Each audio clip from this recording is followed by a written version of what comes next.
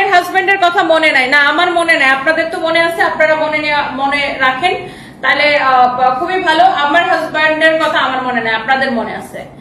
মানে আপনারা এত চুলকাইতে পারেন, এত চুলকাইতে পারেন, বেশি চুলকান না। আমি খুব ভদ্রভাবে এখন লাইভ করতেছি, সো আপনার অপমান করতে আমাকে বাধ্য করেন না। হ্যাঁ, আপনি কমেন্ট লিখলে কেউ দেখবে না, বাট আমি যখন আপনাকে অপমান করা শুরু করব তখন সবাই দেখবে।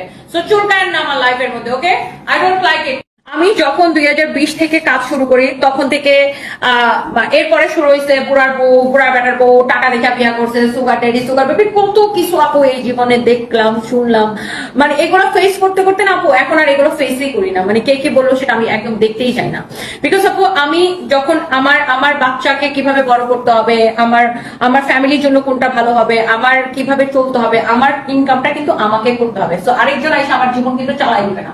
আমি যখন দুঃখে থাকি বা দুঃখে ছিলাম, বা যদি আমি দুঃখে থাকি, কেউ এসে আমার চোখের পানি মুছে দিবে না। হ্যাঁ আপু, সো আমার নিজের ইনকামটা, কালকে আমি কি খাবো, কালকে আমার বাসায় কি বাজার হবে, কালকে আমার বাচ্চার স্কুলের বেতন কোথায় থেকে হবে, আমার স্টাফের স্যালারি কোথায় থেকে হবে, সেটা নিয়ে কিন্তু আমাকেই চিন্তা করতে হবে, তাই না? সেটা কিন্তু অন্য কেউ এসে চিন্তা করে দিবে না। সো অন্য মানুষের কথায় কেন আমি নিজের মানে মনের শান্তি নষ্ট করবো, আপনি আমাকে বলেন।